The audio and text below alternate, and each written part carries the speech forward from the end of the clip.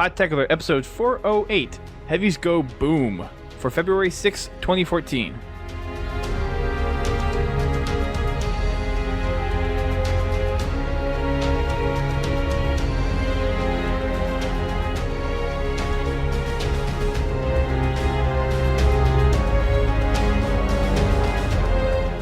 Hello, ladies and gentlemen. Welcome to Podtacular, the unofficial Halo Universe podcast. I am your host, Duststorm. And I'm your other host, Brent Gamer. And this week we are back with some more good Halo details from the Halo Bulletin. Not as much in the rumor mill this week, but we have enough content to hopefully hold you guys over for a show. We also have a guest with us tonight. We welcome back Laird. Hi, Internet. I kind of crashed, so, here I am. It's cool. Laird's, again, one of our former members of Podtacular. He's been here for quite some time, so he always has a welcomed seat here on the show. So thanks for joining us. No problem. Thanks for having me back. Most definitely. We have quite a few things to talk about tonight with regards to matchmaking, more so on the matchmaking side than over the last couple of episodes where we had some rumor stuff to talk about. Nothing new has cropped up this week, so nothing in the rumor mill segment, and I think we still need to get some kind of tune or little audio bit to kind of preface a rumor mill thing. I think that would be kind of cool, especially with news that will be bound to be coming in sometime soon with, of course, the whole Halo 2 anniversary thing that we talked about last week, and the Halo 5 beta, and the Halo TV show, and whatnot. So lots of things will bound to be coming down the pipe. Again, our stance here on Podtacular, for those of you who didn't catch us last week, is we acknowledge the existence of rumors, but we do not comment on whether or not they're true and what is contained within those rumors, because they're rumors, that's simply put, and until 343 says something official otherwise, we just don't want to introduce any kind of random speculation into it. So that's kind of our stance here on the show. But enough of that. We have some bulletin stuff to get into for this week. We're gonna be kind of going through things pretty quickly. Again, not much to talk about. Although Spartan Assault did come out for the 360 last week, which we did forget to mention, and Brent has been playing it a little bit. So we'll get to hear his thoughts on the game so far. Oh, yeah. Which is going to be, hopefully, pretty cool. Maybe. I would hope Possibly. so. I have a few things to say. So, well, that's good. Yeah, that's good. It should be interesting. Awesome. Well, first things first, Team Heavies has actually come out in matchmaking this week. Last week, we said it was going to be coming out not in this update, but the next update. So the bulletin wording was a little bit confusing for some reason, but it's actually out this week. And strangely enough, when we did Wacky Wednesday yesterday, the group that normally joins us actually hopped on early and was playing matchmaking. And one of the things that we tried to do was some Team Heavies.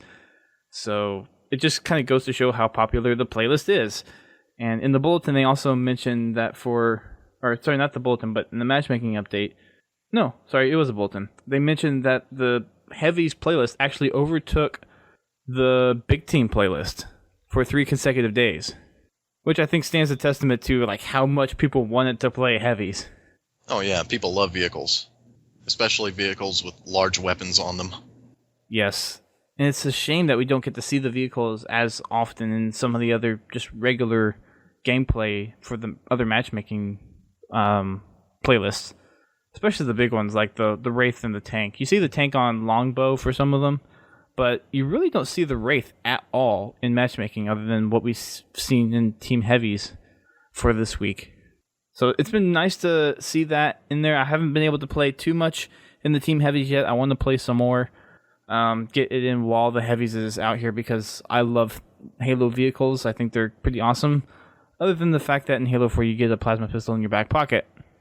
Which turns vehicles into, smoking junk heaps. Yeah, they need to fix that for Halo 5. They really need to fix that. Use Willman every single time in Heavies. That's all I can say. Just every time you get in there, just use Willman. Have it out with a Willman and Survivor and just go at it. If Halo 5 has loadouts as, a lot of the internet doesn't want and a lot of the community doesn't, if it still does, plasma pistols need to be one, and I say it one, on-map pickup weapon. Anyone that disagrees with me, I don't like your opinion anymore. Same with bolt shot. I would agree. Bolt shot needs to go. They're basically power weapons. You know, you can if you're gonna have a plasma pistol as a secondary that you can have in a loadout, that's fine, but it can't have an overcharge. There needs to be a variant of the plasma pistol or something like that. One where just you can spam it and it's more powerful, like say you can get 4 or 5 shots and it shields down, but no noob combo anymore. If you want the noob combo or you want that overcharge, to disable a vehicle, you got to go pick up that plasma pistol that's special on the map. Exactly. That's my opinion on the whole idea. Well, especially for vehicles. And I would even go to say for some of the bigger maps, you could probably have 2, but it should be at least 1 per team at the most. Or if everyone is going to get plasma pistols as secondaries and loadouts and all that, if they, for whatever reason, 343 doesn't want to change it, vehicles at the very least require 2 overcharge shots that disable a vehicle. One kind of strips your shields. The second one turns your vehicle into a hood ornament or whatever. And then paperweight. It disables it, and then whatever. It just one power plasma pistol shot. Just I don't know. It's I would too be powerful. Yeah, it's way too OP. I mean, two. At least you have a chance to run the guy down that disabled you, or hop out of your vehicle and shoot him, or the turret guy's gonna, it's not like, oh, you're disabled, and then a plasma grenade hits you on the side and you're done, right? Sorry, I'm going off tangent. We should stay on topic. No, it's perfectly fine. And another thing that's kind of similar to that, but not exactly the same kind of gameplay mechanic, but is whenever you get boarded, you can't eject. So whenever you get boarded with a mantis or a tank, you can't get out. That's something I think needs to be addressed. Doesn't Wheelman offer that? Isn't that like one of the only perks that bails out? So there's certain situations where the Wheelman will actually not take effect. If it sustains so much damage, or if you get jacked, I don't think the Wheelman actually works. Okay.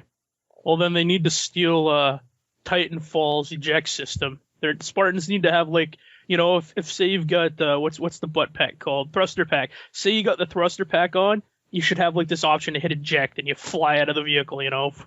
I didn't get a chance to play that pack, so unfortunately I don't know quite how exactly that thing works. We here at Podtacular love Titanfall. We verbally do not endorse that on a Halo podcast, but we still like the game because we're allowed to like games from other franchises. Just, so we're out there saying that. Yeah. I am personally excited for it. And everyone says this, everyone is comparing it to be the next COD killer, but it's really not. If you think about all the different kinds of first-person shooters, and I know this is a wild tangent, guys, we'll get back on topic here in a minute, but if you look at all the first-person shooters that are out there, Call of Duty, Battlefield, Medal of Honor, Halo, and now Titanfall, throw that into the mix, they all have their own little special thing that makes them unique in the first-person genre. Battlefield has squads. Call of Duty is that fast-paced kind of lone wolf type thing. Halo is the future sci-fi shooter with shields and awesome plasma guns. I totally love to give you insight, but I have a little piece of paper that says I can't. So, Titanfall, yay! That's all I can say. Yeah, I'm in the same boat. Yeah, you know the same piece of paper I'm talking about, exactly. Yes, exactly. And the internet, people are like, what? LOL? Internets? Well, a few of them probably know.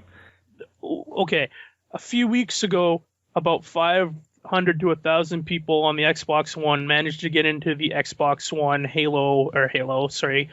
Titanfall beta. Yeah, let's go with that. It's the alpha. Alpha. So we're not really supposed to even say we were in the alpha, right? We're allowed to say we were in the alpha, but we can't comment about anything. We can't say anything that's in the game. Exactly.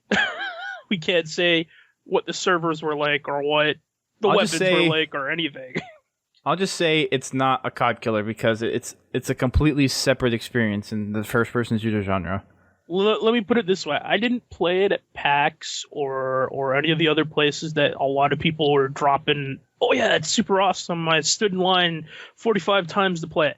I played it once, or not once, but I played the alpha, and after my first game, that convinced me to buy it on day one. That's all I'm going to say on it.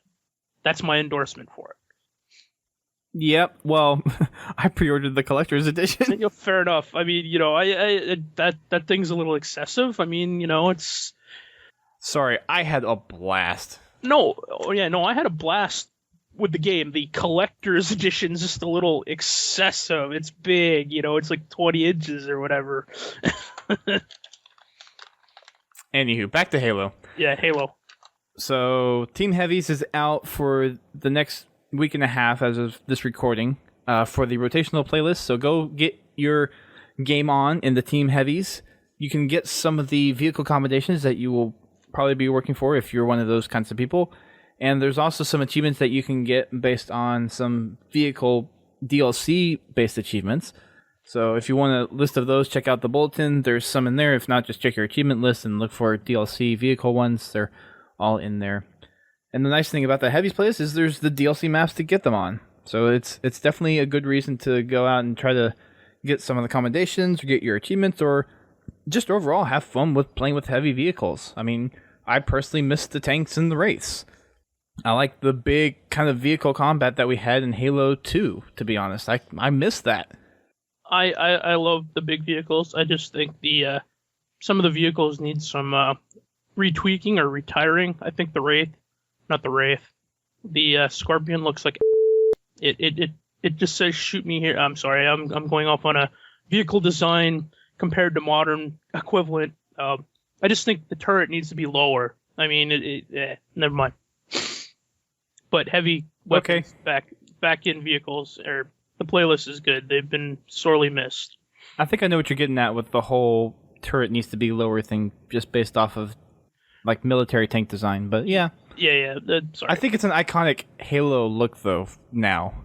Yes. I just think that I prefer some of the designs from lesser Halo games, side Halo games from like Halo Wars. Some of the more military. Yeah, I knew you were going to say Halo Wars. Yeah.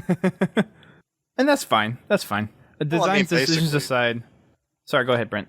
Basically, the Manus is an attempt to, make up for the shortcomings of the Scorpion in this game, right?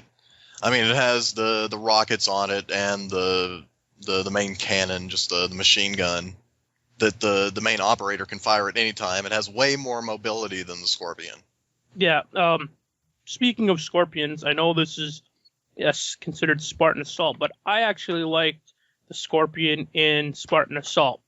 The fact that I didn't have to have a gunner controlling my machine gun, I actually was able to control the machine gun from the top of my turret and control my turret, much like in Halo 1 and 2.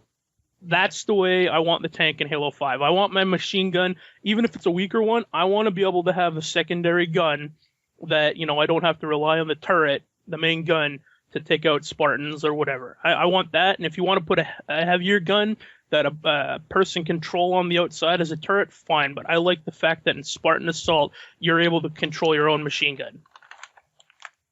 That would be an interesting feature to bring back. I wouldn't be opposed to that. Even if it's all, crazy, if it's a weak machine gun, fine, or if it's stronger like in Halo Combat Evolved and Halo 1 where it sprays all over the place, fine. That thing has a wide spread angle in Halo 1, though. It's ridiculous. Yeah, but you're lucky to hit people with that machine gun. In Halo 2, it was like, it took a fair amount of bullets, but I mean, the rate of fire on that thing was just insane. Yeah, it was better in Halo 2. I think they could do a couple of things with it. And if they don't do the whole secondary machine gun thing, implement a zoom function for the left trigger. Like, make that left trigger do something while you're in the tank. I just would like to, have some kind of way of defending myself instead of ups my tank shot now that we have to worry about shell drop over distance. It's like if the turret or the shell misses, you're done. The only thing you can do is either try and run over the guy or get boarded or, jump out of your tank and then... Yeah. Another interesting vehicle change that might be interesting to experiment with is if you're in the driver's seat of the Warthog and you don't have a gunner, wherever you look is where you can shoot the gun. That would be another thing. If we're talking about Warthog driving and design, I want the Halo 1 first-person shooter passenger driving back. And same thing with the Yes. driving. I'd love make it optional. Well, Because yeah, I think okay. a lot of people that play Halo probably wouldn't really like that. So make it an option. Make it to where people can actually do that whole first-person view in the passenger seat, or they can do the third-person view. And sure, and same with the driver or the turret. I mean, I mean, I know in Halo 1, riding as passenger with any kind of gun other than like an explosive weapon is like insane. I mean, you can say you can spray people with a DMR or the BR or a carbine or whatever in the, the passenger seat. But I mean, I know when I played Halo 1 on PC, granted, PC mouse and keyboard are supposedly better, and we won't bring that up as an argument, but all I know the is whole PC versus console war. yeah, I'm not bringing that up. All I know is in first person mode, when I had my assault rifle, I could actually shoot people down in first person mode in that passenger seat, and it would just make it that much easier for the turret, the gunner or the driver to get the flag carrier or whatever objective we were playing. From a personal standpoint, I want the first person passenger view back as an option at the very least. You can put it back in your own options, much like everyone screams how they want bumper jumpers and this and that. Well, I want that option. I'd love to be able to remap my own, have my own personal control scheme on. Yes, please. Because if I could do that, I'd have no problem with Halo. Everyone says, "Oh, bring back aim down sights." I don't want aim down sights other than weapons that have scopes. If I could have the option to take my left trigger and make that my aim down sights or look down my scope, I'd have such a better time playing Halo. Because, all other first-person shooters that have scoped weapons and aim down sights, you pull the left trigger, that's just standard. It doesn't matter what, you're playing on, as long as you're on a console anyways. PlayStation or Xbox or Call of Duty or Battlefield or whatever, Gears of War, you pull the left trigger, that's what aims down your sight as a weapon. If the weapon has that, I just want my left trigger to do that. That's the only thing I would change.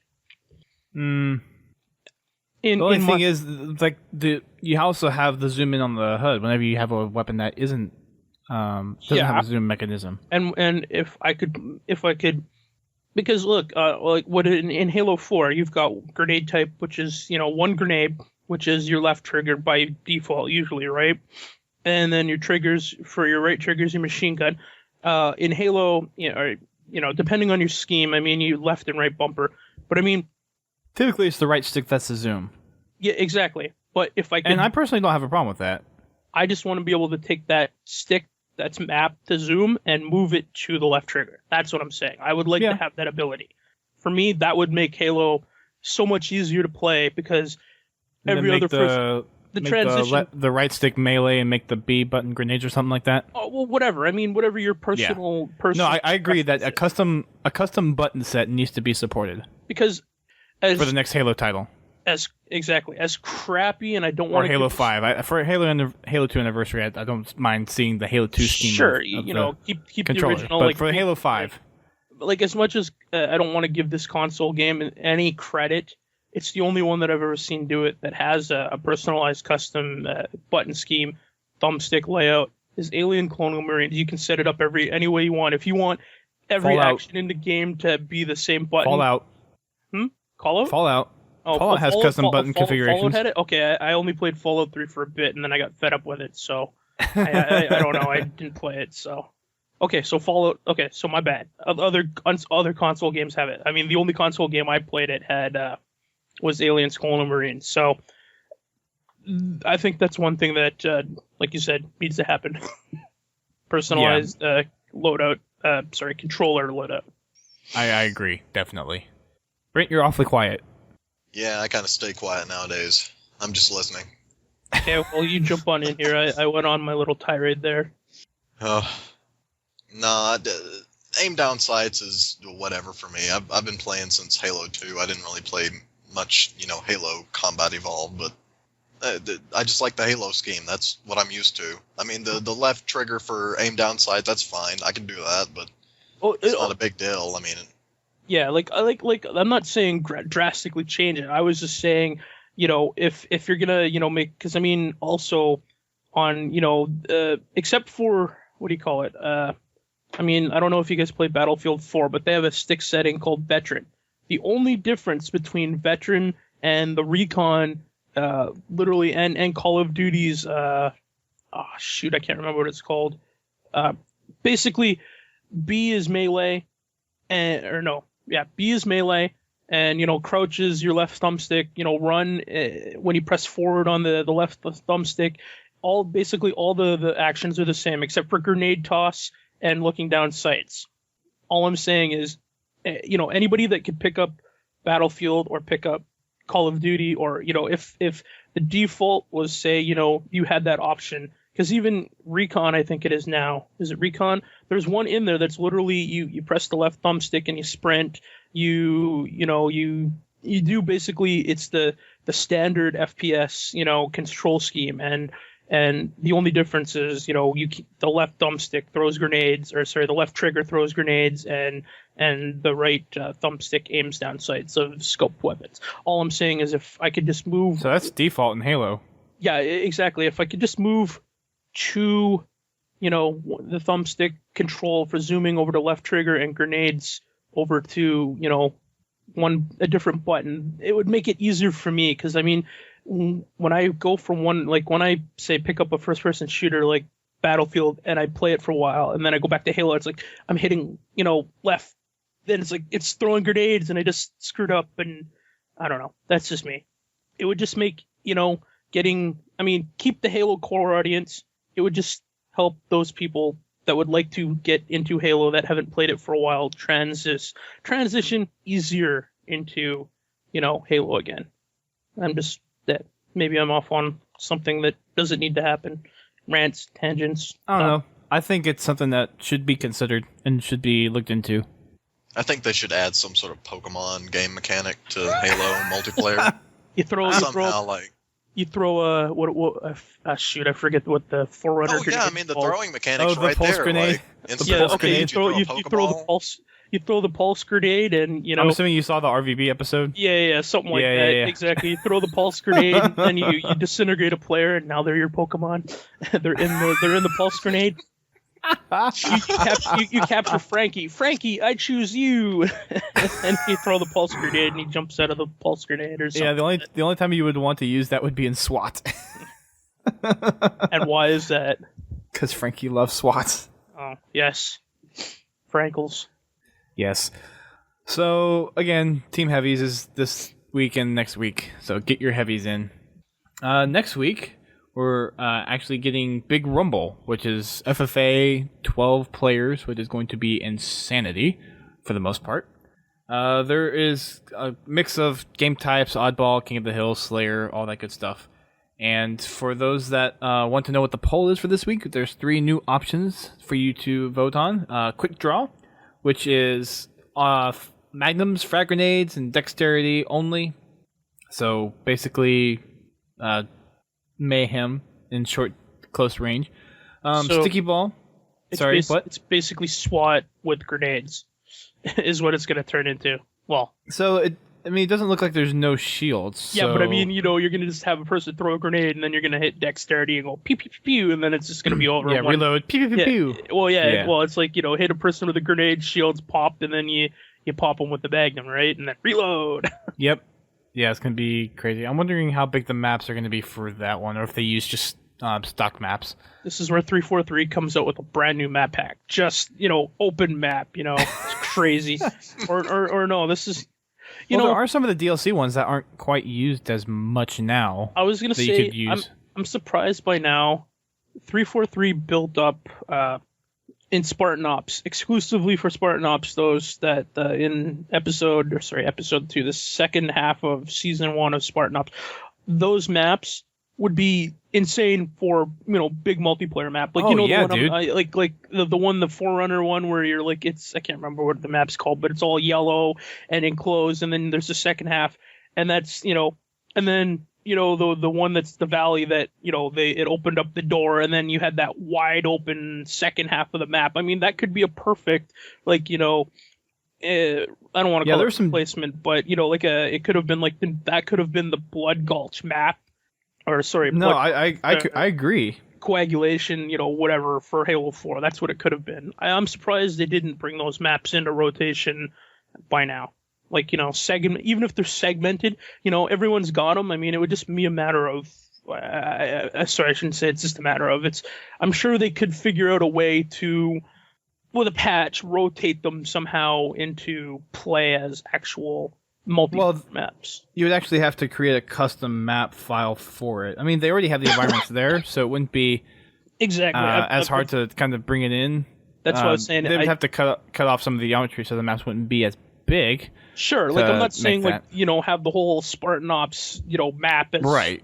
You could have cut them up and make them 4 maps or 3 maps or whatever, right? I mean, you don't even have to charge it, and it would come back as kind of like a lot of people got mad in December or last year when Crimson came out and everyone got it and then they took it away. Now, if 343 turn around and turn these maps into multiplayer maps, people would be praising them, right? It's already something they have and it's great maps, and it would be free. I mean, well, one of the things I talked with Sal when we were doing our Spartan Ops podcast way back last year was the fact that these new maps that we've seen in the second half of Spartan Ops would be perfect for some big team environments, and there are a few cases in there where some smaller team battles would be pretty good as well. Like, I mean, the map design is really, really good. Even if it was just the I can't remember the name of the map, but the yellow one I'm talking about, where it was the first time when you were spoiler alert in case anyone hasn't played Spartan Ops. Spoiler alert. 3, 2, 1. It's way too late for a spoiler. Still fair enough. I mean, come on. Okay, so that level where you're taken prisoner and you're hanging on the wall, and your Crimson team's taken prisoner. That map, the first section alone, that could just be like, a mini kind of free for all. Going into, sorry, I was going to call it lone walls, but you know what I mean, free for all. That section right there could be its own free for all map. It's big enough. It's got 2 levels, and it's got spots you can jump. It's got the section in the middle. It's got the 2 little door areas where you go in, where the prisoners, where the Marines were held prisoner. Those could be like little bases if you wanted to, have flags and things like that in there. And then, or if you did neutral flag, obviously the flag could be in the middle in that circular platform area where like all the Covenant drop in and that, like in Spartan Ops,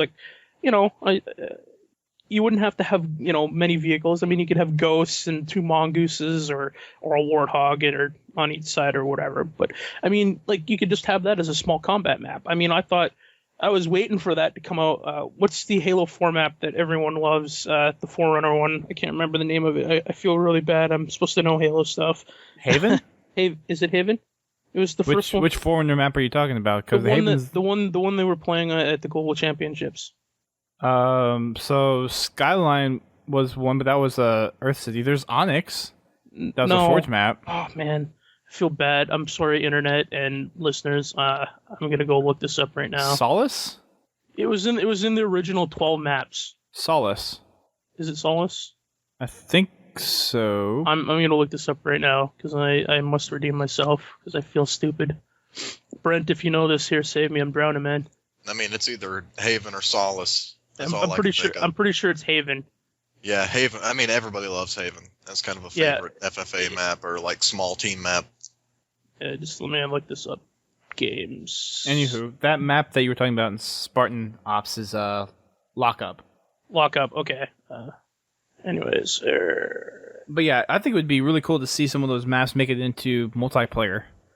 Some of those environments are just really well done, and you'd have to tweak some stuff to actually make it flow really well for a game of proper multiplayer. But as far as the design goes, a lot of the stuff is already there for the environment. And just to clarify, yes, it definitely was Haven. Okay. But yeah, everyone loves Haven. Well, yeah, that's what I was saying. So on Lockup, I mean, it's, a Forerunner design map. It's, it's got like the central area where people, play, and then the side areas, which is what I was saying. Like on Lockup, you could have the 2 little bases open up, they were prison areas on lockup, and those could be like the little side areas, kind of like Haven, and then you've got the 2 levels and the side circular ramps and bridges in the center, and that's what I was saying. It would be like a good analog for Haven, and it's a Forerunner map, so yeah. I don't know. I thought that was like probably that, and I don't have the map, but I'm sure everyone will know what I'm talking about. When we first got the doorway opens up, and it opened up into that grand kind of valley where you took on the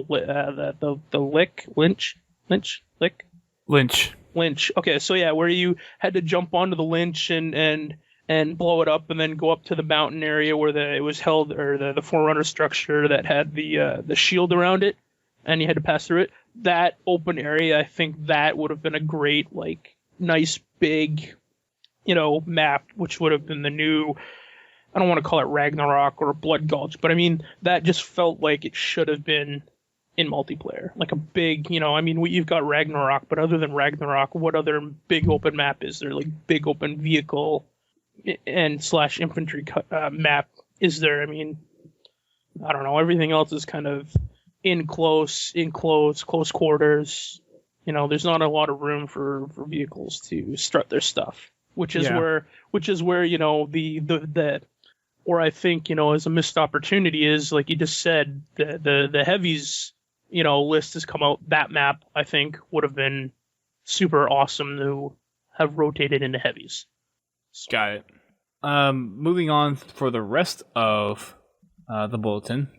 So we kind of covered the poll that's coming up for next week and the heavies. We have, of course, Valentine's coming up next weekend. So they're doing their whole Halo Valentine's thing again, where if you make some kind of little Valentine for your player 2, as BS Angel played it last year, and as they reiterate in the bulletin this year, then you can send it to BS Angel at halowaypoint.com, and they'll go through some of them, and for the best ones they like, you will be able to receive a pink Spartan armor for your avatar.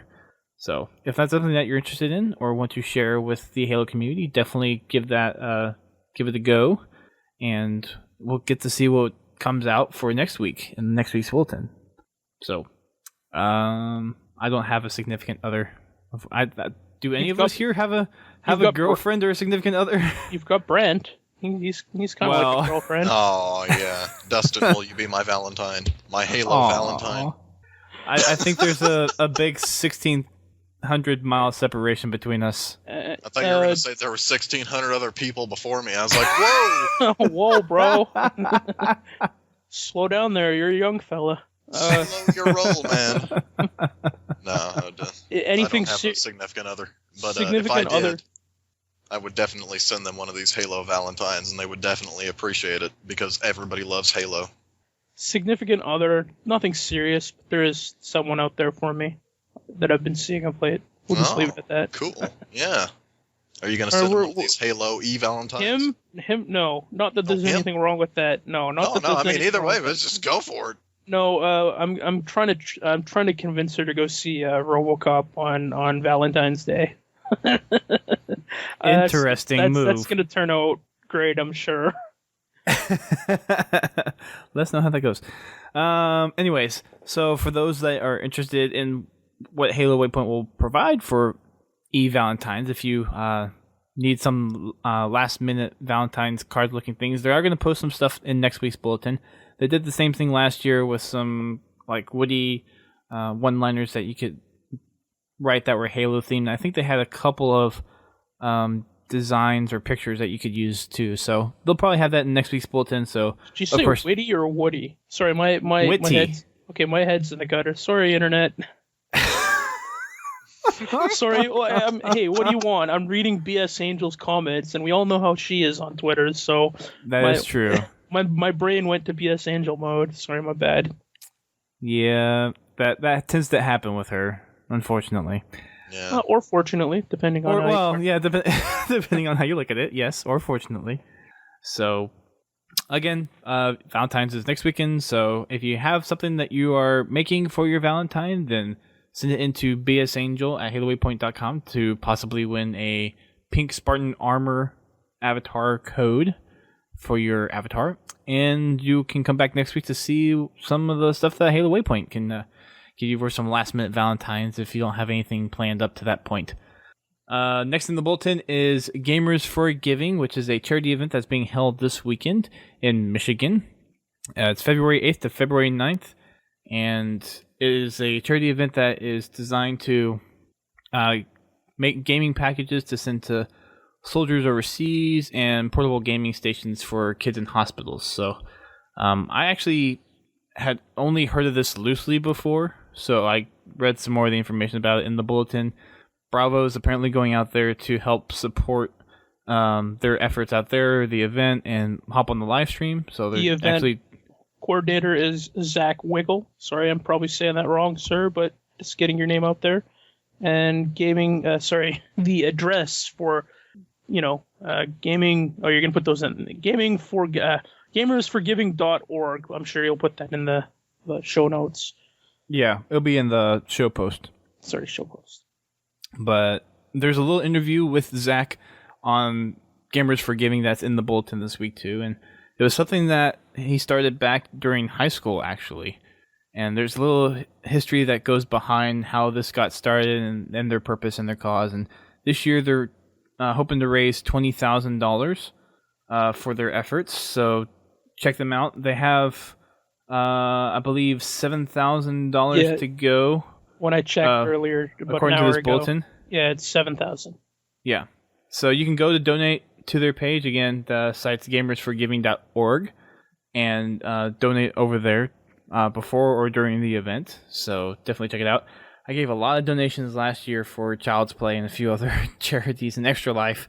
So my bank account is straining because I just bought a car. So I'm not sure if I'm going to be able to donate too much to this. But I got something planned similar to like what we did last year at PAX. So you'll be able to donate. I'll tell you about it later, but it's going to be much more cooler if I can work it out than what was last year at Dick's. Nice. Wait, you gave something out at Dick's? Didn't you get your poster sets? Oh wait, that's okay. Yeah, right. The money that you guys donated. I think we raised. I was thinking the first dinner, which isn't Dick's. That was something else. No. I forget what that first one was. No, I'm talking about Dick's. Yeah. We're talking about meaty hamburger. Sorry, and by Dick's I should explain because it's a Dick joke. It's a restaurant. It's a hamburger place called Dick's Hamburgers in Seattle. We made many Dick's jokes on behalf of at Scott W. Bradford on Twitter because he loves meaty dicks in his mouth. Everyone should tweet him with that, and just remember to CC Dusty and myself. And, so he'll understand where all these random tweets about dicks are coming from. And Jeff. And Jeff. And Jess. Grim Brother 1. And Grim Brother 1. And Ricari. At Rickizzle. Etc. At Dr. Sorry, is it Dr. _Mouse? I believe so, yes. Yeah, so at, Chris Buckley, we were all basically the entire internet-connected Halo group that goes to Halo-centric group that goes to PAX Prime. Yeah. It's basically like the Halo leaders, so to speak. It's kind of how I termed it's just sure, the Halo leaders, if you want to call it that. I mean, if you look at it, it's all the big guns from HBO, from I don't think Griffball I don't even there. think we're leaders. We're just the people that if that's what you want to term it. I mean, I used to think like that now, but now it's more we're just all the same, and it's our friends and family. It's more like family that shows up at PAX and. Yeah, that's true. Our PAX family, our extended Halo PAX family, whatever you want to call it. Our internet you family. Guys. We made fun of Scott because of one comment he made when I was inviting people on Facebook to this event. He made the one joke about dicks in his mouth, and I took a picture of it on my phone and I posted it to the wall, and everyone started. Just tweet him about hot. Juicy just so in you his guys mouth. know, Scott is unfortunately the butt of some very, very bad jokes, especially from the first kind of big year that we were there for PAX. Or I guess it was the year after Halo Fest. He wasn't supposed to tweet about. Yeah, we'll leave it at that. You guys can go look that up on the internet and try and be internet detectives. But again, back to Gamers for the Giving. charity thing, Gamers for Giving. It's happening, of course, this weekend. So if you're in Michigan and you're in the area, you can definitely check it out if you want to. Granted, the whole snow situation that's up there right now, I bet that's going to make it interesting for people actually getting in for the event. Hopefully, it doesn't affect travel plans too much.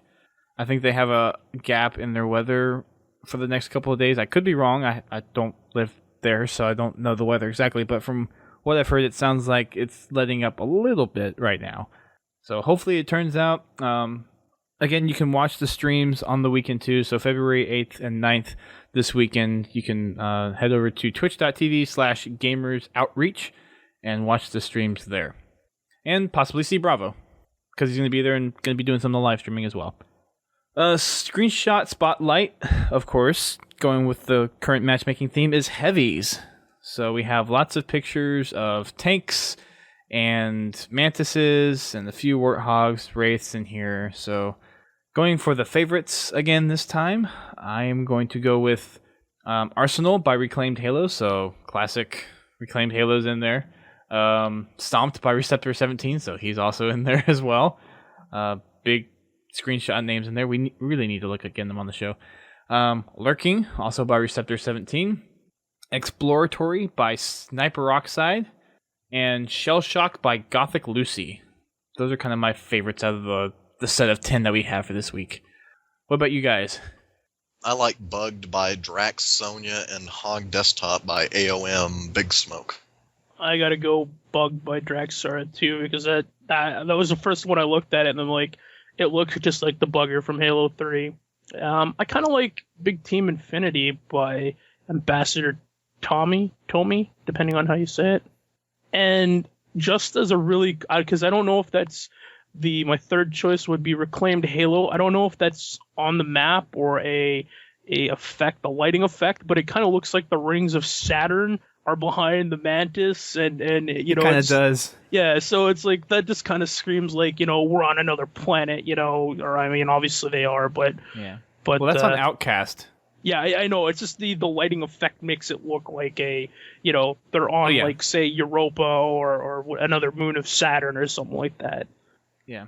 Well, that's always the screenshots that stick out to me personally is the lighting effects. So I mean, if you look at most of the screenshots that I picked, if not all of them, it's the purely lighting aesthetic look that I go for, not necessarily like whatever's happening in the screenshot at the time. I guess I have a different mindset of when I look for screenshots, because Hog Desktop and Big Team Infinity Slayer are just like, to me, they're just regular screenshots that were taken at some point in the game where like things like Arsenal and Shell Shocked and Exploratory have certain visual effects that you go in and you really tailor the screenshot. So, I mean, that's just my opinion. Yeah, well, I'm not saying the other ones are wrong. I'm just saying, like, you know, bad choices. I'm just saying that's the ones, those three are the ones that speak to me aesthetically. Yeah. Because the reason I like, I like Big Team Infinity Slayer by Ambassador Tommy. I'm sorry if I butcher your name and you actually do listen to the podcast. It just reminds me of the cover of Halo 1 with the and that the very first time we saw Valhalla, you know, that screenshot with that had the mongoose coming over the hill with the Spartan laser that's shooting over the guy's shoulder, and they had the flag. So that's the reason that one speaks to me. It's almost like, you know, if the Spartan laser had been, you know, if the guy had a Spartan laser and it had been shooting over the Warthog, I mean, that would basically have been almost the exact same. You know, it's not in the same spot in the map, but that's the reason that one speaks to me. Got it. Yeah, Bugged looks is just weird. It looks like a bugger, you know, jacked in the wall with, but I mean, it's made out of, I don't know what it's the top of the Wraith. Oh, it's the Wraith. Okay. Is the actual Wraith cannon on top? Yeah, I see it now. With a green glow. Yeah. What about you? Brent. I guess Brent, you said yours already. Never mind. Sorry about that. Getting a little lost and confused. Just getting old, guys. Well, I did turn 25 a little less. That's right. Than... You're 1 foot in the grave. Yeah. Unlike someone that turned, hopefully not me, but I know somebody that turned 40 today in the Halo community. He's got a foot in the grave. I won't mention who because he's either going to be happy or upset if I do. So we'll just leave it at that. Okay. A prominent Halo community member turned old today, internet. So go either wish him happy birthday or happy funeral. It's at Mr. Kevin Hurd on Twitter. Well, now you just said it. Yeah, I know. Take solace in the fact that Halo will probably fall out of the gaming community's conscious by the time you're dead. Maybe. Well, you never know. Who knows what's going to happen in the next Disney 10 might years. buy up Halo from Microsoft and then, start making Halo. I mean, they did that with Halo. Star Wars. Let's leave that on the table for now, shall we? The future of Halo, Disney Halo. Oh, man. We'll just leave it at that, sorry. Let's move on. There's another article that popped up on the Halo Waypoint headlines that I wanted to talk about because it regards some more of the Halo fiction. And that is 343 has signed a deal with Gallery Books to be the basically writing the next series of books for the Halo franchise. So as you guys know, the last book in the Kilo 5 trilogy just came out. So Mortal Dictata. Yep. And I haven't had a chance to read it yet. I was going to say, do you want me to talk about that or should I save it for a show or something? Save it for a show. Okay. We still got to do the second set. We have to do Thursday War and Primordium. I got through it, and it doesn't have. All I'll say is it doesn't have as much action, and the other ones didn't have super inordinate amount of action compared to the other ones. Like say, Thursday War. Well, even Thursday War wasn't the one I was thinking. No. I was thinking previous to that. Sorry, and it's really first bad. One. Yeah. Hold on. I'm just listening to it now. Hold on. I feel bad and stupid. To the audiobook? Yeah, well, I don't have time to. Sorry, Ghost of Onyx. Ghost of Onyx. Okay. Yeah, yes. Sorry, I just got a text from Scott Bradford about Twitter. So apparently someone's tweeting him about speaking of the devil.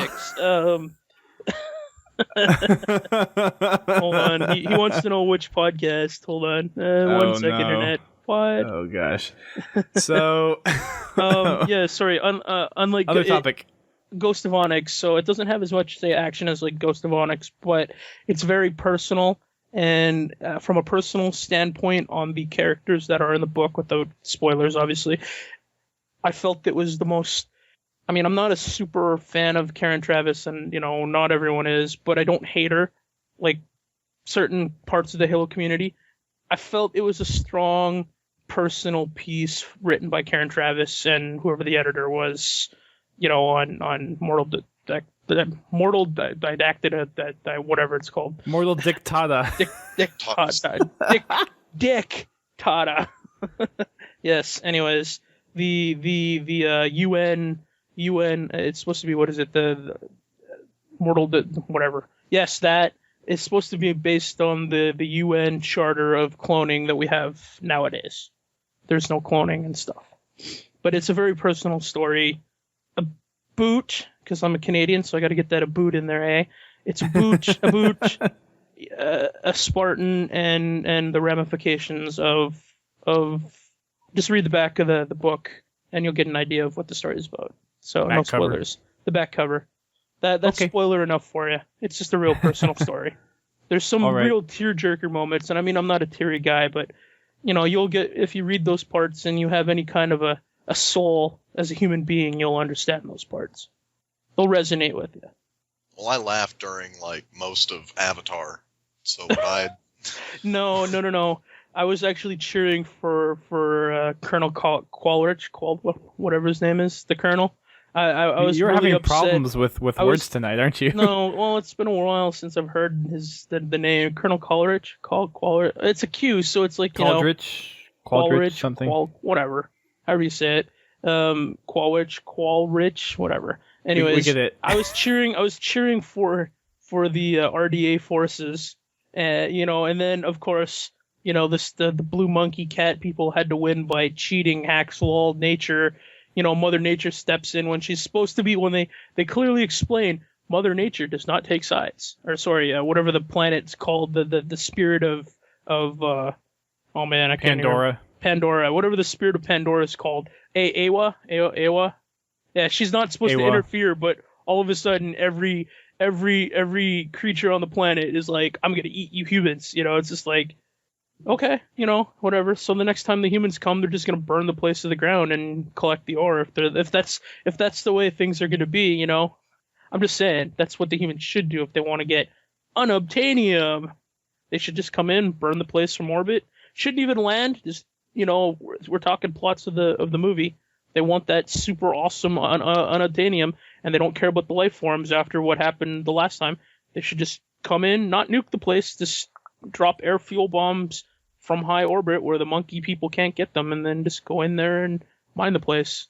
But, that would make for a super awesome movie. That would kind of be like, if you guys remember the old school 1982 movie Tron, it would be like Jeff Bridges sitting down in front of the laser, and instead of going inside the machine, he sat down and he just typed uninstall.exe, enter, and the movie ended. Now, that would be an interesting crossover. Spartans versus Na'vi. Think about it. I think Spartans would win. Qualrich would make a good Spartan. I like this character. Anyways. Anywho. so yeah. Where were we going? Halo. Publishing partners. Yeah, new publishing partner for the Halo novels. Yes. So Gallery Books is going to be the basically producing the next line of canonical novels for Halo, and 343 has partnered up with them. And there hasn't been really much information other than that. I mean, there's a few comments from Frankie on the post, and then I would expect to Louis Burke, president of Gallery Books, about his they're being interested on doing Halo. So I would expect to see a blurb in May and a cover reveal at San Diego Comic-Con like they've done for the last 6 years. That's just a good guess. That makes sense. They always kind of reveal those June or July the cover comes out. Well, and they usually reveal those kind of fictional story, there's fictional stories. Those extended universe. Yes, thank you. The extended universe stuff at San Diego Comic-Con. They have a track record for doing that, so I wouldn't be surprised if they did something like that. And then the big thing that is supposed to be coming for E3 is the announcement of whether we're going to get Halo 5 or Halo 2 Anniversary. So that's going to be TV big. Show. And the Halo TV. Well, they could do the Halo TV show at San Diego Comic-Con. We're talking about publishing partners and that. About a year ago on CBS's, not even a year ago, 6 months ago, CBS had put their coming 2014 TV licensed shows as Halo the series. Now, this is complete conspiracy theory, and I had posted this on HBO and it got made news. I said, take it with a grain of salt, all that kind of stuff. Now, this new publishing partner, if you look, is a subsidiary of CBS. So I think CBS has the rights to the Halo TV show. So the thing about the Halo TV show, though, is supposed to be on Xbox programming, not TV programming. But they never said exclusively for Xbox. Why can't it 6 months down the road pop up on TV? I mean, how else are you going to get a larger audience? I mean, the Halo TV show is great. You'll be able to get it with Xbox Live Gold or whatever, or it'll be included as a streamable version. But I mean, ultimately, it's going to come to Blu-ray and DVD and stream and this and that. You know why? Because I just saw Spartan Halo 4 Forward Unto Dawn. I took a screenshot of it. It was on TV the other day. Really? Yeah. Here, I'll email it to you. Halo Spartan Assault was on Space Channel. Like an ad or the actual? No, the actual full TV show. I took a picture of it in the TV guide or the on-screen guide. It was on, I don't know. Wow. I caught it only with the last half hour, but it was on at so I'm going to guess it was on at midnight. It was on till 2:30 in the morning on whatever day I captured this picture, but I got a picture of it in the menu actually. Yeah. So I forgot to post that in the news on a Halo site, but yeah, no, it was on Space Channel up here in Canada. Wow. So okay, cool. So I'm just putting my conspiracy Halo's theories going mainstream, everybody. Just for good or for worse. Hat on because CBS, like I said, had that on, and then as soon as I put that up a day later, it came down, and now CBS is a publishing partner because they own the books. So I'm just saying, it just really conspiracy it's just a bunch of coincidences that seem to be lining up based on, cursory evidence. No, it makes sense. And this is a CBS company for the book, so the other funny thing is the person that they got working on the Halo series, like one of the media people, was a manager or some super high up over at CBS and came over to Halo, over to Microsoft Studios in Los Angeles. So, it just makes sense, really, in the long run. Sorry. Interesting. Anyways, I'm not starting rumors. These are not rumors. These are just my ramblings of, things I see on the internet, people, just so you know. Okay, then. So that wraps it up pretty much for the news this week. One last thing I wanted to touch on was the fact that Halo Spartan Assault came out for the Xbox 360 last week. It actually came out last Friday on January 31st, so forgot to mention that. Sorry, guys. But Brent, you have had a chance to play a little bit of said Spartan Assault. So what are your first reactions to the game? I hated the shotgun at first, but then it became a decent weapon, and now it's kind of like the most, not mediocre, it's an okay dual stick shooter, but it's just not exciting for some reason. I can play it. I'm going to play it all the way through just because it's Halo. Like, just because it's branded with Halo, I will play it. I know the weapons, I know what they do, I know the enemies, I know the backstory. Like, I will just play it for that reason alone, but as a game, if I just separate it from the Halo branding, it's not, like, incredibly fun. I would not just choose to play that in my spare time if it had no Halo branding in it. Did you play Smash TV? Do you remember that game from, like, the early 90s? Oh, yeah. I've played other dual-stick shooters. Yeah, okay. So, yeah, the way I look at it is it's Halo, it's Smash TV skinned with Halo. I mean, and lore written in and stuff like that. Yeah. But, I mean, I don't know how that plays out today, It's not 1992 or 3 or whatever anymore. It's 2014. No, that's true, but I mean, when you're playing on a phone, I mean, do you expect you're going to be able to play a first-person shooter? Yeah, but this isn't on the phone for me. I mean, well, yeah. I mean, they ported it over. Yeah. Sorry, it's a port of a mobile game. yeah. Like, I mean, I played it for 5 minutes after a friend of ours won a UNSC Surface Pro at Comic-Con. We played it for a little bit there on. But, again, it didn't have controller support yet at that point, so it was like, can't play. And then, like you're saying, it's a port of a port of a port. It felt kind of, agree or disagree, the controls for aiming felt a little off. Like, I mean, you could spray in the general direction, but it felt like, I don't know, I didn't check, so I'm probably wrong on this, but I don't remember if you could adjust the thumbstick's sensitivity in the game, or could you? It just felt like every time it was too twitchy. Like, I'd be aiming, like, say, the assault rifle and then, I'd twitch, and then my bullets would go spraying off like a huge direction. It took a little while getting used to the thumbstick aiming. Agree or disagree that it was too sensitive, and if there was an option to change it, I forget. I didn't look, so I feel bad and I'm probably wrong. So I know there wasn't an option to change it. And the other thing is, there was no legendary difficulty. That kind of made me mad. I wanted legendary, even if there was no achievement. I'm kind of a legendary whore when it comes to Halo. Oh, I am too. I think all three of us are pretty much. I'm not a legendary whore. You can speak for yourself. Really? You don't like to complete the game on the hardest difficulty? I enjoy playing legendary, but I am no legendary whore, sir. I am a 100% legendary player. You're a connoisseur. I'm a legendary fan. Yeah, connoisseur of fine legendary game types.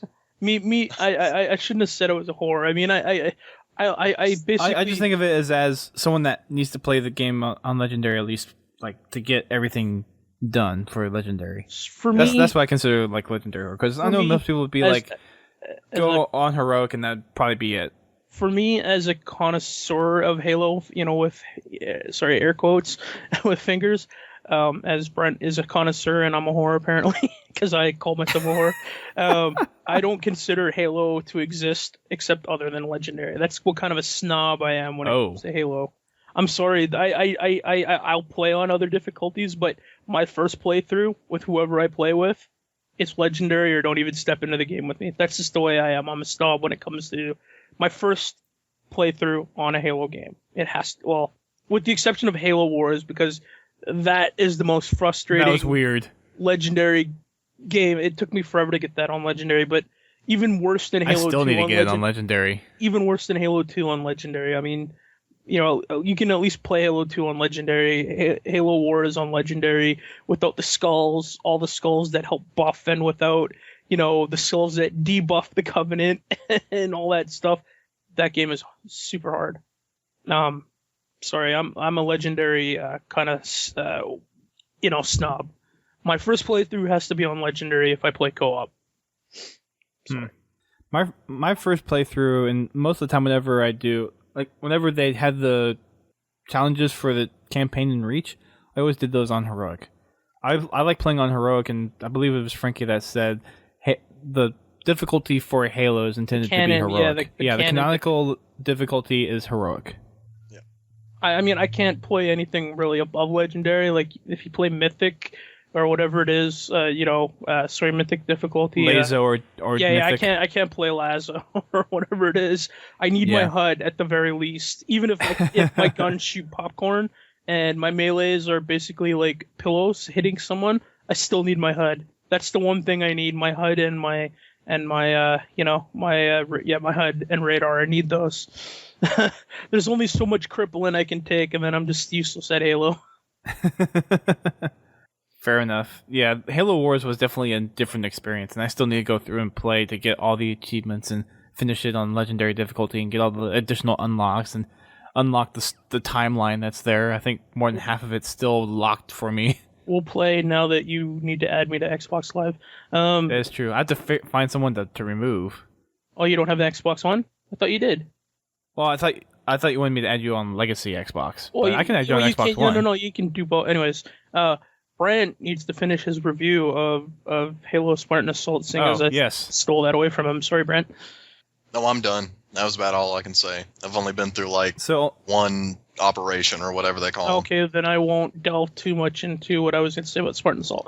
My short and sweet or too long didn't read version is it's a nice blend of old Halo and new Halo, and it's nice that they brought the weapons effects back and certain vehicles from other Halo games that haven't existed and finally came back into the universe. So, seeing the Halo Wars vehicles along with, older weapons and weapons that got replaced back in the Halo timeline, and they're actually there. Like, do you care? I can't go. I don't want to give spoilers. Let's just put it this way. There's plenty of Halo Wars UNSC vehicles back in Halo Spartan Assault, and stuff like that kind of stuff makes me smile. And the original Halo sound, like the assault rifle and the original shotgun from like Halo 2, 3, and 1 and whatnot, that's all back. Well, I believe most of those sounds were from Halo Reach. Oh, well, okay. I'm not going 343 Halo or Bungie Halo, but the original sounds that most people would associate, not the newer updated ones from like Halo 4. Yeah, the more Bungie sounds. I consider them the Bungie sounds of Halo. Sure. I'll just go with the original sounds since Bungie doesn't own the IP anymore. The original Bungie created sounds, if that's what you want to call them. Well, Bungie still made them, so yeah, I know, it's okay to call them Bungie. Yeah, okay, the Bungie sounds. Okay. So the original Bungie sound animations just added more flavor to the game. And it was it was just nice to have everything that, nothing was excluded. Like 343's Halo was Palmer and Davis, and Ensemble / Robot Entertainment's Halo Wars was the vehicles that were in there. Which one? I don't want to give spoilers because some people like to have that surprise. And Bungie's Halo was a certain species from previous Covenant or Halo games were in there with their original armor designs. And, then you had newer, the elites looked like 343s and Jackals actually looked like the original Jackals, not the variant species that we got in Halo 4. The Grunts looked like the Grunts from Halo 4. And, that's not really spoilers because but I'm not going to say which new species come back unless people want, spoilers and stuff. Well, I mean, the game has been out for a while, so I people know. probably know. Okay, so the brutes, let's get in there. Brent, do you care about minor spoilers, like what species are in the game and stuff like that? No, I don't care. Okay, so, and spoilers, sorry if anybody's listening really cares, but, too bad. The brutes are back with the Halo 3 designs. You got your buggers back. You got the jackals that Frickin' look buggers. like jackals. Yeah, stuff that wasn't in Halo 4 and, came back. And in Halo Wars, you get to drive the not the Scorpion tank. I mean, you can get into a Scorpion tank if you want, but you get to drive the Grizzlies, which the Grizzlies back. You got the updated Scorpion with the turret, that, you can actually control like in Halo 1 and 2 from your own main turret of your tank. And it actually, what's really cool, and the reason I like this is, like in Halo 1 and 2, you had to aim the turret to get the machine gun to fire, like your tank cannon, you actually had to aim it. You don't actually have to do that. On this one, you can actually use your machine gun turret to shoot behind you while you keep your tank turret forward. That was a cool thing that I liked that I think should be in future Halo, like the main games. Like if I can have my machine gun covered in my backside and I can aim my turret forward, that would be awesome. Then the Wolverines, was it Wolverine? No, whatever the missile trucks from Halo Wars are called. I'm pretty sure they're called the Wolverines. I believe that's right. Yeah. Okay, so the Wolverines were back, and you actually have to do an escort mission. Now, Brent, did you do any melee attacks in the game, like for the little bit that you played? Yeah, like in the first 2 missions. Okay. And then I quit. Am I the only person that really felt satisfied when you actually wind, like whatever weapon you're using, like the brute shot? Oh yeah, brute shot's back, stuff like that. Stuff that we all missed is actually back in the game. So like, say you had the assault rifle. Palmer or Davis flip the gun over and use it like a club, but they wind up like a baseball bat and club. It's not like it's a quick melee like where you punch someone. It's like they like wind up and go crack. And yeah, it's satisfying. It's not like an instant melee in Halo. It's a power melee or something like that. And other little touches that I really liked, from a canon standpoint is, like I was saying, I don't know if it recorded, but you told me to save it till now. Marines, run at their speed, but as a Spartan, not even using an armor ability like sprint, you haul ass in front of the Marines like you're supposed to. As a Spartan, you're supposed to be able to haul ass. You put on, I almost snorted, but you put on your sprint armor ability and, well, the Marines have no chance. Nothing on the map has any chance. You're basically Neo bullet dodging, Matrix timing all over the place when you have the sprint assault or a sprint armor mod on. Cool stuff that is only in Halo Wars so far. It's only in the flood mode. Flood co-op mode is dual. Okay, so SMGs are back, so you can dual wield. Dual wielding's back in Halo, everybody. Woo! But I would really kill to have they have these new machine pistols that are in the co-op mode. They're basically the M6, but they're Glocks, and you just spray down these 2 machine pistols instead of the SMGs. I'd love to have that dual wielding in Halo 5 and machine pistols. I mean, because who doesn't like machine pistols? What else was there? The drone. Sorry, that's a new armor ability where you have like this. It's kind of like the drone from Halo 4 where you kind of go roar and you like have like a poop attack and you kind of shoot out this thing like this drone, but this one's a UNSC one and it flies over and it suicide bombs or it flies into the target that you designate and blows up and kills everything instantly. I found that ultimately satisfying, trolling these sword elites with my drone. The invisible ones, with active camo, you just stand back and then, spit out this like drone and it flies over, scans them, and then just drops down and kills them instantly instead of, trying to tangle with the, ultra elites with energy swords.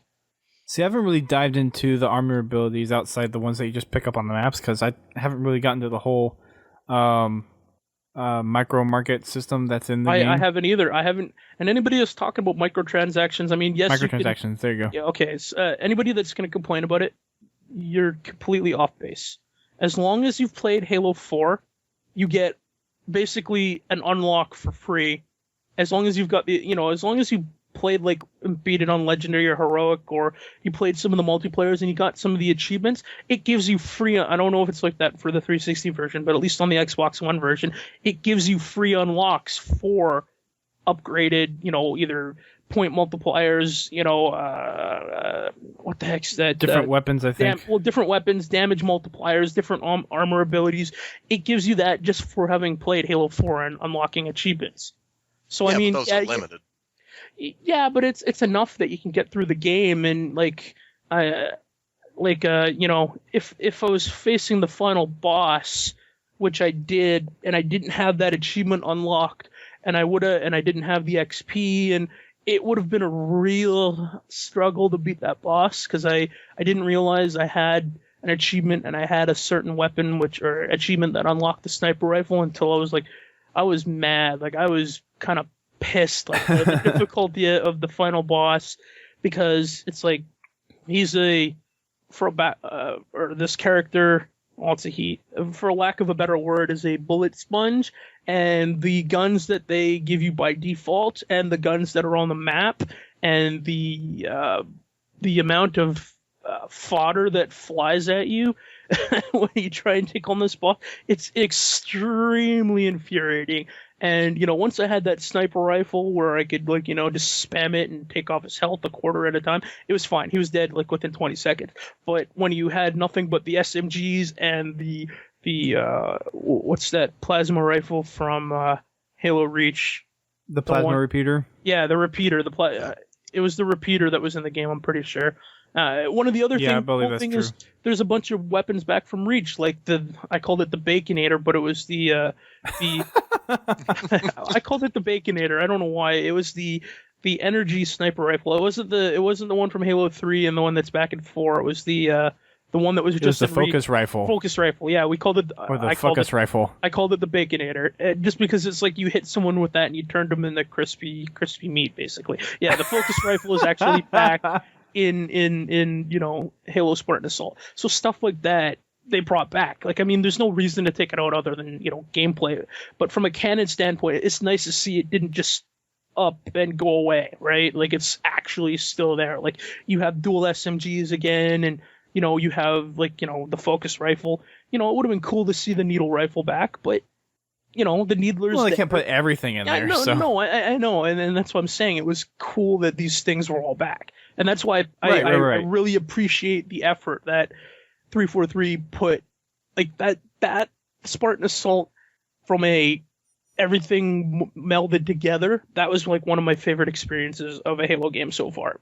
Is everything just kind of meshed nicely together of the three companies that have currently worked on Halo, which is Bungie, 343 and Ensemble / Robot Studios. Yeah, it was a nice mesh of all the content that's been created and worked together in a nice little neat package. Yeah, I've only got to play through it once, so I haven't really had the chance to really appreciate the story of Spartan Assault, but I know from just a functionality standpoint and actually playing it for game mechanics, it's actually a pretty solid experience, other than the whole use of the controller, because I forget what there's a mini game in Call of Duty Black Ops where it's like one of those unlock things, and they have a the top little down arcade shooter zombie game. Yeah. The and it was in that. yeah, so whenever you want to fire in there, you just move the stick and then you start shooting. You can do that if you hold down the trigger. Brent, maybe you've experienced this in the 360 version of the game. If you get in, I can't remember if there's a vehicle in the first level or two, but all I know is when I held down the trigger and I got into like a tank or something and then I jumped out, my gun would just start, no matter what gun it was, it would just start spraying whatever, ammunition. It would not stop shooting. So I had to jump out of a tank, back into a tank, just to, like, over and over until it just finally stopped shooting.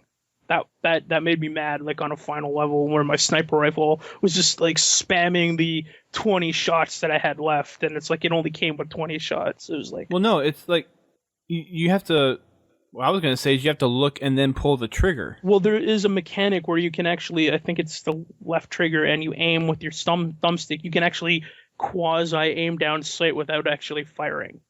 When I remember using the controller, and this was on the PC, so it may have been different. They may have changed it for the console version. But you walked with the left stick and you aimed with the right stick, but you didn't fire with. That's exactly it. You're aiming, like, you only aim when you pull the trigger. That's what I was saying. Like you only aim without the trigger, and then you have to actually pull the trigger to fire. That's why I was saying there was a glitch, at least in the Xbox One version, where if you're firing in a vehicle constantly, like say the Wraith and the tanks, they have the secondary weapon, like, so you're always constantly spamming your machine gun, right? Or your plasma turret, like in the Wraith. So if you were to jump out of a vehicle with that, your main guns, whether you're aiming or not, and pulling the trigger, would just start spraying whatever weapon you were holding in your hand. So if you had a Spartan laser, an assault rifle, SMGs, etc., there was a bug for whatever reason. Even if you switched weapons, it would just constantly spray. That's why I was asking Brent if that bug was in the 360 version. No, I haven't experienced it yet, but I know one bug where if you have the hollow skull on and you run into a Wraith, like, just the damage of trying to run up to it and board it. You fall over and die. Yeah. I don't know if that's a bug or a feature, but it's stupid. I mean, yeah, that was one of the things where I was going to comment. Now, I'm glad you brought it up. It was like, that's right. The Ghost or the Wraith or whatever, even if you stand in front of your own Wolverines and they bump you while they're moving, you die. I was sitting there going, either someone really loves the Halo 1 vehicle the kills, or it's a bug, or both. You know, and the thing is, you can't board a vehicle unless you get it on, you get into range, and you have to be on one of those dots, either on the two on the sides, the left or the right, or the one in the front. You try boarding from the back, it doesn't work. Yeah, you have to be on the dots in order to actually board a vehicle. Yeah. Well, Spartan Assault is fun for the most part. I still haven't played it on the console yet. I've only played it on the PC. So I gotta get to the consoles eventually and get those achievements. Yeah, and one of the things that kind of made people mad, at least on the Xbox One version, if you care about achievements and you care about Waypoint and Waypoint's, the level thingy, like the numbers, your Waypoint career. I'm forgetting what it is at the moment. Waypoint career. But apparently the Xbox One achievements don't apply to your Waypoint career. It's only 360 titles. And the codes that apparently you could use, like on the PC version, to unlock EXP for Halo 4 don't work for the Xbox One version. And there's 2 achievements apparently on the Xbox One that are glitched that you can't unlock for whatever reason, even though I know I've done it. Like, I've achieved it, and hopefully they'll unglitch those, because there's another reason I can't finish Halo 4's achievements, because there was that one with where you had to get on the DLC maps where you had to get 5 kills or 6 kills or whatever with Forerunner weapons. I know I got 6 kills with the grenade damage and boost and what do you call them, the Forerunner grenades, and I know I killed 6 guys and it just wouldn't pop. I did it several times, wouldn't pop. So you have to make sure you actually kill them with the grenade. Yeah, I know, the energy burst. Yeah, I know, the energy burst. I did it. Trust me, I know I did. You know, we even had DLC, achievement boosting parties, and I got it just didn't work. And this was after I tried doing it legitimately. It just didn't work. But so my final feedback, since I finished the game, is it's a nice package. I think it should have been $10, and it could have been higher res on the Xbox One / PC version. That's all. Also, they should have gave me an entire armor set in Halo 4 to use. That would have been nice too. Like, if you beat it as palm. No one wants palmer armor. Well, maybe some people do. But it would have been cool if you got like an armor skin for any armor, no matter which one you have, and it would just apply to your favorite armor set or an actual unlocked armor set. I honestly haven't looked into that, so I would have to go back and check. So are we talking about? We're talking about Halo news. Did you hear about what Ancient ship may or may. This is, of course, rumor, or sorry, not rumor control, but it's a. Have you read or seen anything on Halo Escalation, that new comic series that came out within the last few weeks or whatever, or not weeks, months? I mean, we know it started coming out, but we haven't talked about it since it was announced on the Waypoint blog.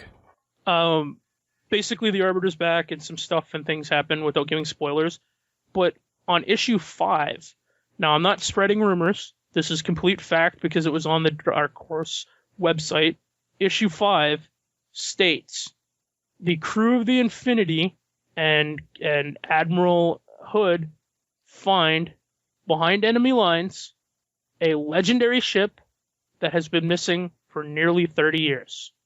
Now, I can speculate on what ship that may be that disappeared in a certain game that many people love and didn't get a sequel so far.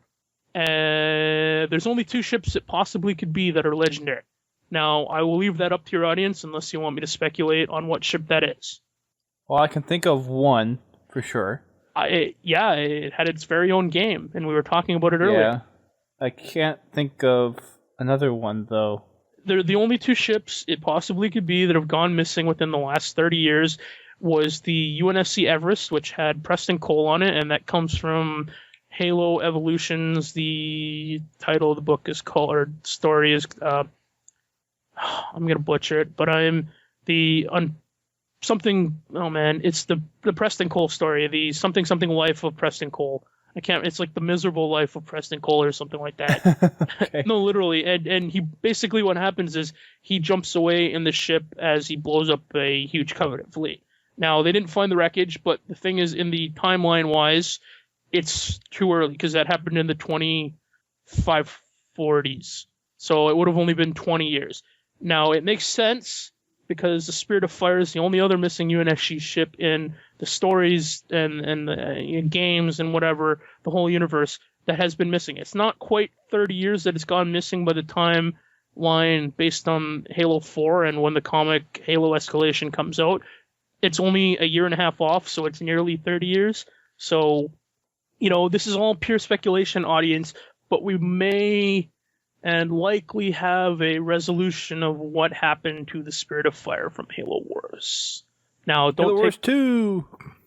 Hey, maybe it does lead into it, but at least hopefully we finally have a resolution. Whether that be the entire crew is, because there was an infection form or on the UNSC Spirit of Fire as they fled, that shield world, and the whole, maybe this is how the Flood comes back. The entire Spirit of Fire, is, been floodified, and they couldn't go anywhere because, they didn't have the FTL engine, and they were stuck going slower than light, relativistic speeds and all that. Maybe, whatever. I mean, the people's minds have gone crazy since they gleamed this. The Spirit of Fire might be coming back. Like, the conspiracy theories are nuts, going all over the place. So that's why I said pure speculation, other than the fact that there is a legendary ship that's coming back that's been missing for nearly 30 years for the UNSC, and it's on the Dark Horse website. So, if you want to go type up Dark Horse, in Google or Bing or whatever it is you use, Yahoo, you type Dark Horse issue number 5, Halo Escalation, and it will give you the nice little blurb of, recap of what's going to come up in that comic. Alrighty then. I think we're going to talk about the comics once we get done with the Kilo 5 and the Forerunner trilogy. Sure. Because I have Halo Initiation. I have that. I got that off Amazon after everything was done, so I have the hardback of that. The 4 issues or whatever, yeah, and the big, thick version. The good version. Yeah. So I have that, and I'll read that when I'm done with Mortal Dictata, and then I'll probably do the same thing for Halo Escalation. Once all the issues are out, I'll get the pre-order on Amazon for the hardback and read that too. So Brent, how do you feel about the news that maybe the Spirit of Fire is coming back? I really don't care that much. I mean, it's not that I don't care as a Halo fan. I just don't. I didn't play Halo Wars. I don't know that much about it. Just. Oh, do yourself a favor. Just at least watch the YouTube cinematics of Halo Wars. Yeah, I should probably do that.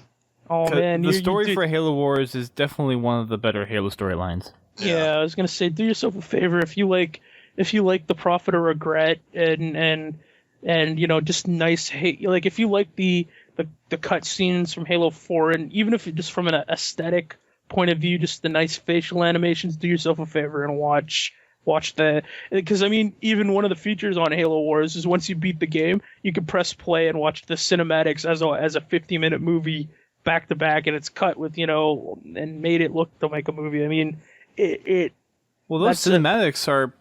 I mean, if you think of all the Halo games that have come out, are probably the best cinematics out there. Well, yeah, because they were all done external. They weren't done in engine like Halo 4, 3, Reach, ODST.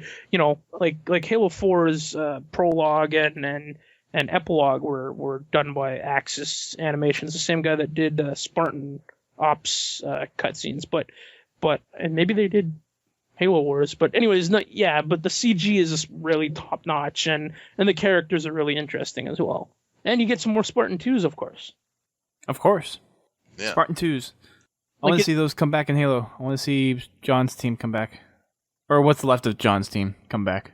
Well, the only person that's missing from it, well, actually, John's team's all there. I mean, well... Except for one. Or two, actually. Well, was Will part of Blue Team? Was he? No, sorry, I'm talking to myself. Well, Linda, Kelly, and Fred... They've always been on Blue, and John was the leader of Blue. I know Will was part of Blue when in Ghost of Onyx, but I can't remember if he was always part of Blue or not. At least there's a 4-man if John returns and he hasn't gone all rogue like the internet specifies or speculates. There's at least a 4-person Blue team of Spartan 2s, plus Naomi, which isn't Blue Team, but. She could come back to it. She could join Blue Team, but she's off with Kilo 5, and I think that's all that's left. Well, there's another rogue. Well, not rogue necessarily, but well, I guess there's one in Call Protocol. Yeah, Grey Team. Gray Team. We don't know what happened to them. For all we know, the next novel could be about Grey Team. And of course, if the Spirit of Fire is still alive, then there's Red Team, which is Jerome. And I can't remember the other ones. Jerome was the Spartan leader of Red Team. There's there's a female Spartan and another male Spartan. Can't remember their names. But so pins in the chat actually nailed the person that I was thinking of is Sam. Sam. Oh well, Sam can't come back. He was like the first Spartan 2 to die after they became augmented. He died on that Covenant ship after having his arm. No, not arm. He got shot in the stomach or whatever, and his suit became unpressurized or something. He had to stay behind. Yep. Yeah, exactly. Sorry, I was thinking he was the only loss of the team so far. I couldn't remember. I was thinking of the Spartan that had his arm blasted off by hunters, but he got out. Can't remember his name. So many names to know, but that's interesting that we may see.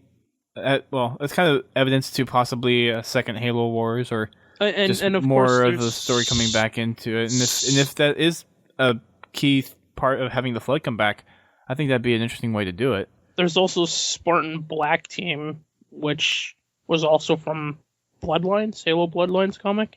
So they're out there somewhere until either dead or, a story happens. So there's plenty of Spartan 2s left.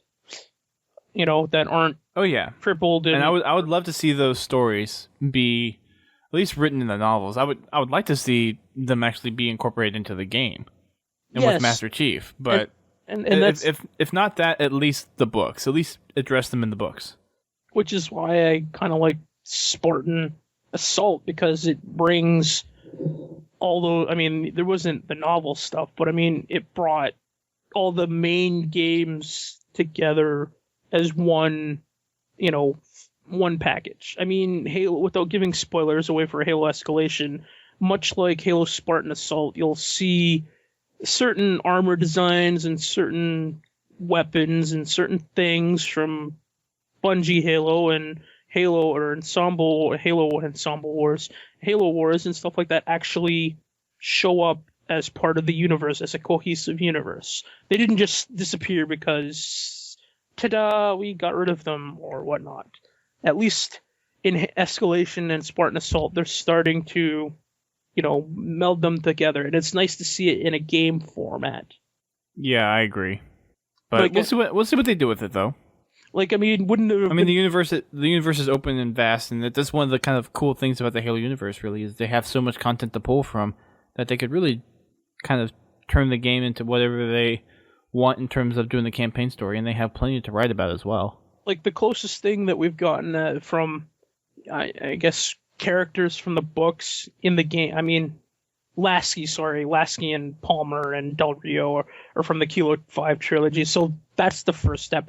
But the first time that an instance where a character from the books was in the game, and it was really cool that 343 did this, was in Halo Anniversary, where you got out of your, when you came up to your cryopod on the Pillar of Autumn, and you took that, if you went down the left-hand side, you actually saw that Linda was, dead in her pod, on life support or whatever, and, they put that, they opened that room on the other side of the cryo bay where Linda was stored. Like, that was the first time that they mentioned a extended universe character in an actual game, even though it was the remake or whatever, of Anniversary or Combat Evolved. It was cool that they did that, and that's the first step to going forward and doing that. I mean, then you had Del Rio and Lasky was in his own movie with Chief, and so they're on their way. I'm just hoping we'll get more of it in the next. Oh, we will. We definitely will.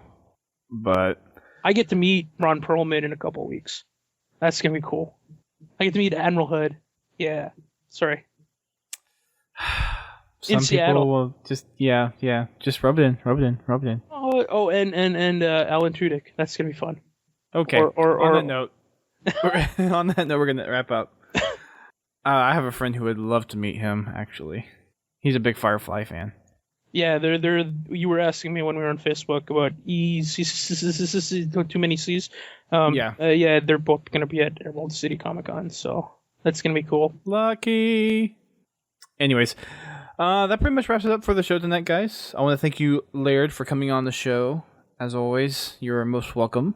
Thank you for having me again.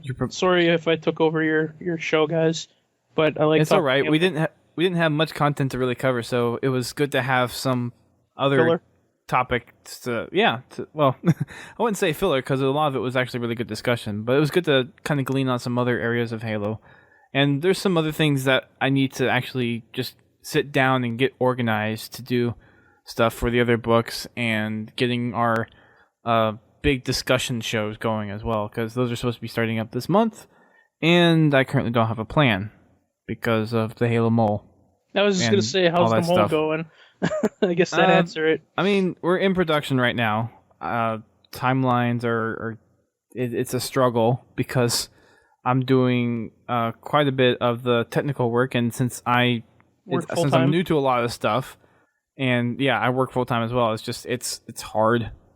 You're preaching to the choir, man. It's like underestimating how much time and effort it would actually take to do this. Now imagine if it was time for PAX and you were, so you're doing your full-time job, planning for PAX, production, and then, all that kind of stuff.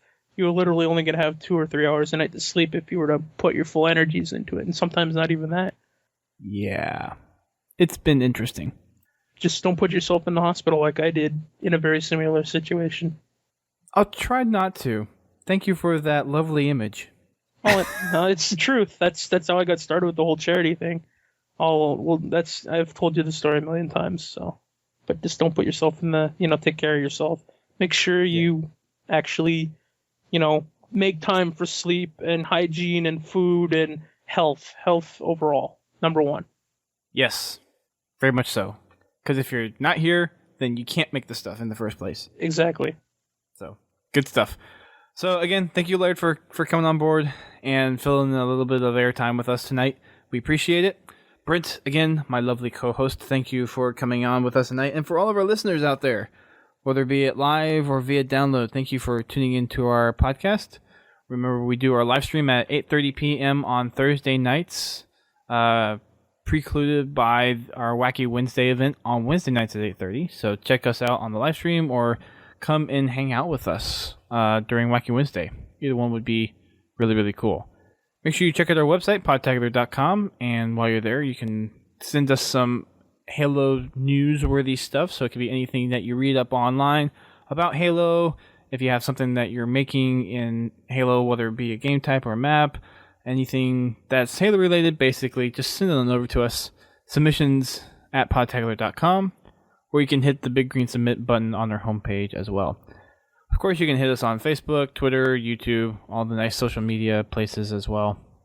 And for those that are interested in some of the stuff that's coming down the pipeline, again, forums are in the works. I've had a couple people come and ask me about that, and they are scheduled to come. Halo Mole is kind of taking precedence right now, so once that's done, the forums are the next thing on the list to take care of. I'm so ready for the forums. I can't wait. I love forums. Oh, man. And I know a few people that have been listening.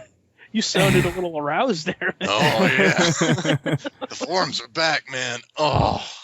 I know people are really wanting to see those back, and I'm sorry for kind of dropping the ball so long on them, but our old forums, we had some PHP problems on our host, so we're actually going to move those to our new host, and our blog, the WordPress site, which is actually what runs our homepage, is going to be moved over to a new host as well. So those will be coming as soon as the Halo Mole is done.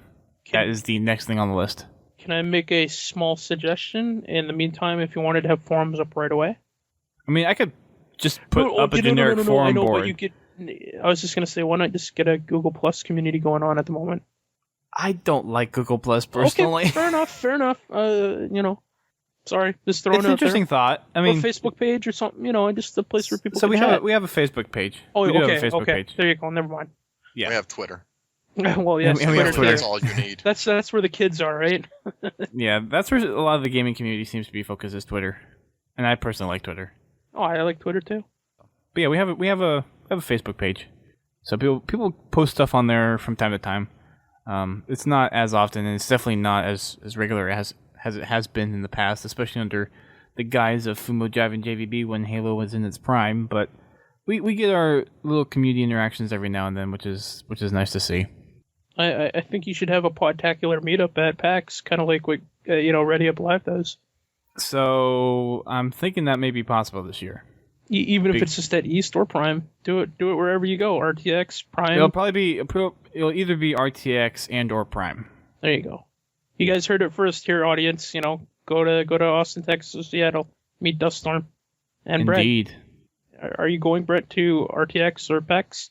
He will be at RTX. There you go. Probably be at RTX, maybe. Do a live broadcast. You will be at RTX because I already bought your ticket. RTX. Well, I mean, I'm going to try to get there, but I mean, it's one thing to get the ticket, but I actually have to position myself into Austin somehow.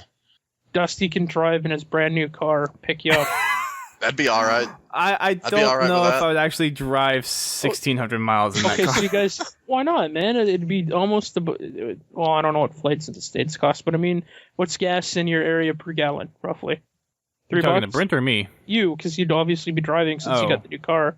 I mean, what, $350? Well, I mean, it'd be going across. He chips in like what, $100 in gas. You chip in like $100. There you go, $200. It'd be more like for the gas to get out there. It'd be more than $200 just one way. For 1,600 miles? Are you sure? Yeah, you get it's a not big getting old as SUV. Oh, it's not getting as good gas mileage as advertised. oh okay. It gets about 22 miles to the gallon on the highway. Okay, mine's 44. I've got a fucking, excuse my language, I've got an 2006, sorry, it's not a Dodge anymore, it's a Chrysler Neon, so, I'm driving that cool car. Well, I have a V6 Ford Explorer, and I got the Exactly. V6 for towing stuff. That's why I said, and moving stuff. So, there you go, it cost me $40 to fill my tank up. Someone recommended doing a Kickstarter to get Brent to RTX. Probably could, didn't the Griffball guys? So they did it for a do that? booth. They didn't do it necessarily to get someone somewhere. Well, All their costs went to boost stuff. They didn't spend any of that money on travel. Fair enough. But I like the thought. You like the thought. A Kickstarter. What if I just start walking right now? No. This is actually a good thing because I've seen people on Rooster Teeth do this and actually get to Rooster Teeth's former comic artist Luke McKay did the same thing. He did a Kickstarter commission thing where he would, if you donated and he made enough money to get to RTX and get his booth, as he would draw your picture if you were one of the Kickstarter, like a drawn by Luke McKay sketch or whatever. That was your reward, whether it was $1 or $50 or however much you donated. So I don't know, you could do something, Brent, something Podtacular related to if you get to RTX or something. I can offer lame puns and comment on your clothing. It'll be like our own version of Barbara. you could be like in real life YouTube comments. Oh gosh, please no. I want to stay away from those as much as possible. Brent, Okay. where are you from? Just out of the curiosity. Amarillo, Texas, the heart of the Texas Panhandle. How far is that from Austin? Just out of curiosity. Like a 7-hour drive. So you're like to the west of Houston, then, right? Northwest. Yeah. Very Northwest? northwest. Like very north. Because and Austin west. to Houston is like 5 or 6 hours drive. I remember correctly. Yeah, it's about 5 hours, I think. Shouldn't you I be have to able to double check. hop on Southwest or something and get there for pretty cheap?